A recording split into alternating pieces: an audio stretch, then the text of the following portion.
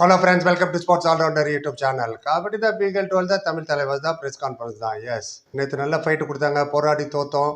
நிறைய technology use பண்ணியிருக்கலாம். இன்னும் அவங்க ரெஃப்ரிலாம் ஹியூமன் எரரை அவாய்ட் பண்ணுறது தான் டெக்னாலஜி கொண்டு வந்தது. டெக்னாலஜி நீங்கள் யூஸ் பண்ணல. ஜெர்சி புல்லி நீங்களே நிறைய பேர் போட்டுருந்தீங்க கமெண்ட்டில், ரெஃப்ரி இப்படி பண்ணார் அப்படி பண்ணாருன்னு. கரெக்டு தான்.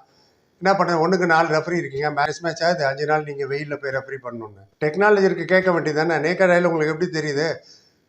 எனிவே அதில் ஒரு பக்கம் இருக்கட்டும். ஆனால் போராடி தான் ஜெயிச்சாங்க, எந்த குறையும் சொல்ல முடியாது. தமிழ் தலைவர் அதை really played like a champion. அவ்வளோ இது வரைக்கும் நம்ம சாம்பியன் ஆனதில்லை, ஆனால் சாம்பியன் மாதிரி தான் விளையாண்டாங்க.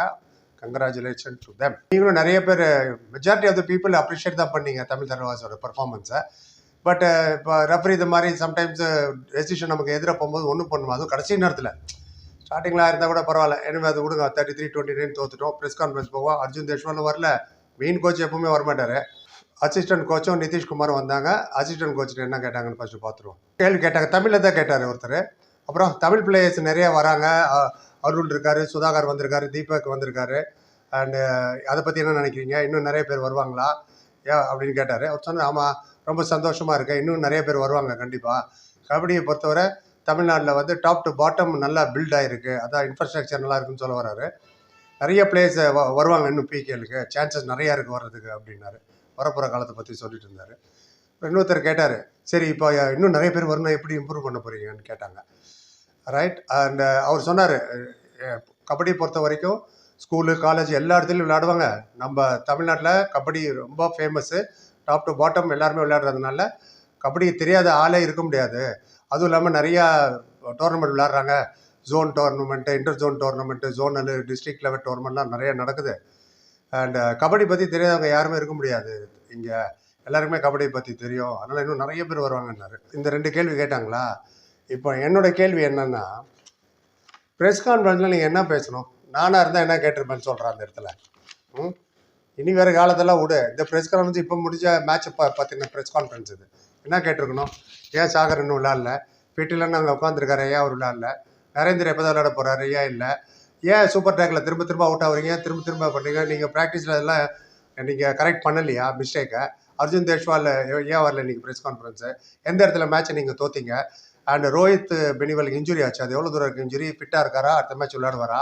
வரப்போகிற மேட்ச்சில் பசங்களை எப்படி நீங்கள் மோட்டிவேட் பண்ண போகிறீங்க? ஏன்னா இன்னும் பாட்னா பைரேட்ஸ்லாம் மேட்ச்சுக்கு அதுக்கு எப்படி ப்ரிப்பரேஷன் பண்ண போகிறீங்க? இந்த மேட்ச் எந்த இடத்துல தோத்தீங்க? இன்னும் பெட்டராக பண்ணியிருக்க முடியுமா? ஏன்னா ஆஃப் டைம் வரைக்கும் கரெக்டாக தானே போயிட்டு இருந்தது, கடைசியில் தானே வந்து விட்டீங்க நீங்கள். ஏன் உங்கள் ஆல் அவுட் எப்போ பார்த்தாலும் எதிராளுங்க எக்ஸ்டென்ஷன் ஆகுது? ஏன் டக்குன்னு முடிக்க மாட்டேங்கிறீங்க? யார் உங்கள் செகண்ட் ரைடர் ஏன்னு டிசைட் பண்ணல? ஆல்மோஸ்ட் 75% முடிஞ்சு போச்சு மேட்ச்சு. எப்படி வர போகிறீங்க பவுன்ஸ் பேக்? இப்படி தான் கேட்டுக்கணும் கேள்வி இந்த மேட்சை பற்றி. போட்டு அவ்வளோ பேர் நம்ம சேனல் வியூவர்ஸாக திருப்பூர் காங்கேயன்லேருந்து வந்து ரூம் போட்டுட்டு மேட்ச் பார்த்தாங்க. அவங்கள பற்றி வேறு நான் சொன்ன ஒரு தேங்க்ஸ் போட்டுருந்தார் காத்தால. சொன்னேன் எதுக்கு சொல்லணும்னா, இது மாதிரி தான் கேள்வி கேட்கணும் இன்டெலிஜென்ட்டாக. அவங்க கேட்டாங்க பாருங்க இப்போ நிதிஷ்குமாரை, அதுக்கு வரேன். எப்படி கேட்டார்? அது கரெக்டாக கேட்டார் கேள்வி. அதான் அந்த மாதிரி தான் இருக்கணும் கேள்வி. என்ன சொல்கிறது எனக்கு ஒன்றும் புரியல. அது ஒரு பக்கம் இருக்கட்டும். ரைட். அப்புறம் கடைசியாக இன்னொருத்தர் கேட்டார் லாஜிக்கலாக, ஒருவேளை அவருக்கு தோணி இருக்கும் பேருக்கு. தமிழில் தான் கேட்டார், நீங்கள் தமிழ் தலைவர் ஒரே ஒரு வாட்டி தான் பிளே ஆஃப் போச்சு, இப்போ இன்னும் ஒரு 6 மேட்ச்சில் ஒரு 4 மேட்ச் ஜெயிச்சிங்கன்னா எப்படியாவது போயிடலாம் 8வது பொசிஷனுக்கு. ஆனால் வரப்போகிற மேட்ச்லாம் டஃப்பாக இருக்கு. அவரே ஏற்கனவே மிரண்டு போயிருக்கோம், அவர் வேறு பயமுத்துறாரு. வரப்போகிற மேட்ச்லாம் டஃப்பாக இருக்குது, நாளைக்கு வேறு பாட்னா பைரேட்ஸு, என்ன பண்ண போகிறீங்க அப்படின்னு கேட்டார். அவர் சொன்னார், ஆமாம் எல்லாமே டஃப் மேட்ச்சு, யார் வேணால் யார்கிட்ட வேணால் ஜெயிக்கலாம். இந்த டோர்னமெண்ட்டு யாருமே பெரிய டீமு சின்ன டீம் சொல்ல முடியாது. இதே ஹரியானா கிட்ட நாங்கள் ஃபஸ்ட்டு மேட்ச் தோத்தோம், நெக்ஸ்ட் மேட்ச் நாங்கள் ஜெயித்தோம். இதே புல்ஸுக்கிட்ட ஃபஸ்ட்டு மேட்ச் ஜெயித்தோம், இப்போ தோத்துட்டோம். அந்த ஸ்டாட்ஸில் புள்ளி வர கரெக்டாக சொன்னார் சுரேஷ்குமார். நான் அவரை பற்றி குறை சொல்லவே இல்லை. கேட்குறவங்க கேள்வி கரெக்டாக கேட்டதானே பதில் கரெக்டாக வரும். அதுவும் இல்லாமல் அவர் சொன்னார் சுரேஷ்குமார், ஸ்டார்டிங்கில் நாங்கள் கொஞ்சம் நிறைய மேட்ச் ஜெயிச்சிருக்க வேண்டியது, கிட்டக்கு வந்து விட்டுட்டோம். ஸோ அதனால தான். பட் ஸ்டில் நாங்கள் ட்ரை பண்ணுவோம், எல்லாருமே ஈக்குவல் தான், யாரையுமே நீங்கள் வந்து கம்மியாக எடை போட முடியாதுனாரு. சரி, ஓகே. இப்போ நிதிஷ்குமார் என்ன கேட்டாங்க பார்த்துருவோம். நிதிஷ்குமார்கிட்ட ஹிந்தியில் தான் கேட்டாங்க, வழக்கம்போல் ஹிந்தியில் சொல்லிடுறேன்.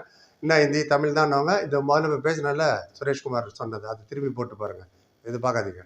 ஓகே. அப்புறம் வந்து புலம்பக்கூடாது, ஏன் ஹிந்தியில் சொல்கிறேன் அரபியில் சொல்கிறேன்னு. ओके नीतीश कहते हैं नीतीश अगला मैच आपका पाटना पैरेट्स के साथ है। अयान बहुत अच्छा राइडर है वो, फिर भी एक बहुत बड़ा चैलेंज है, वो कैसे देखते हैं आप? அதாவது அடுத்த மேட்ச் உங்களுக்கு பாட்னா பைரேட்ஸ் கூட அயன் வெரி ஸ்ட்ராங் ரைடர், அவர் எப்படி ஸ்டாப் பண்ண போறாரு, அது எப்படி இருக்கும் சேலஞ்சுன்னாரு. சொன்னார் या नीतीश कुमार, या अगला मैच हमारा पाटना पैरेट्स के साथ है, अच्छी राइडर है वो, और पिछले सीजन भी बहुत अच्छा खेला, अभी भी बहुत अच्छा खेल रहा है, और जो प्लान बताएगा कोच उसके हिसाब से हम लोग खेलेंगे मैच पे और कोशिश करेंगे அப்படின்னாரு. இன்னொருத்தர் கேட்ட அப்படின்னு சொன்னாரா? அது என்ன சொன்னார்னா, எஸ் அடுத்த மேட்ச் பாட்னா பைரேட்ஸ் கூட ஐ ஆம் வெரி குட் ரைடர். போன சீசன் ரொம்ப பிரமாதமாக விளையாண்டு இந்த சீசன் ரொம்ப பிரமாதமாக தான் விளையாடிட்டு இருக்காரு.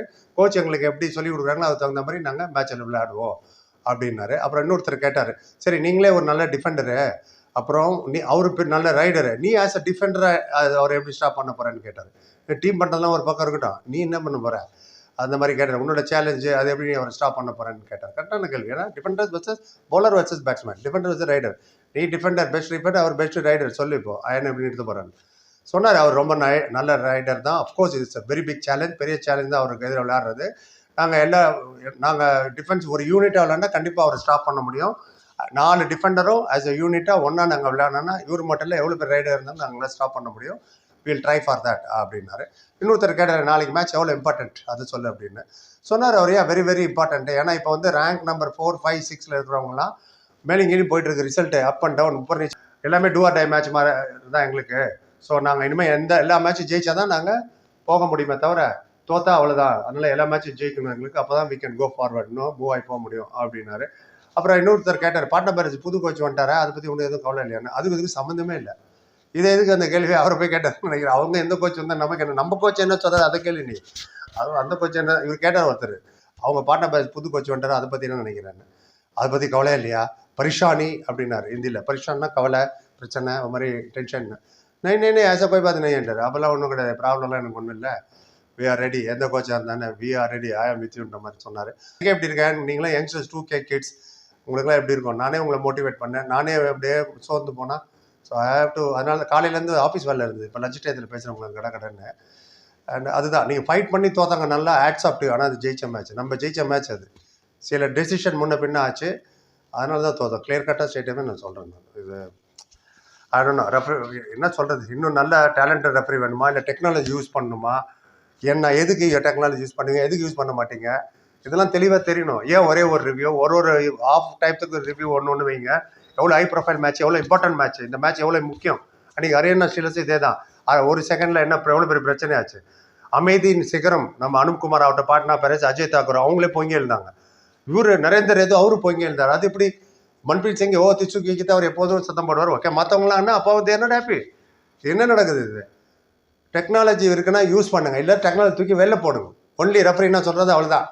இதெல்லாம் கிரிக்கெட்லேருந்து இது ஒரு காலத்தில். அப்புறம் தான் தேடம் பேர் என்ன டிஆர்ஆர் சிஸ்டம் வந்து சிஸ்டம் இம்பாக்ட் பிளேயர்லாம் வந்தது.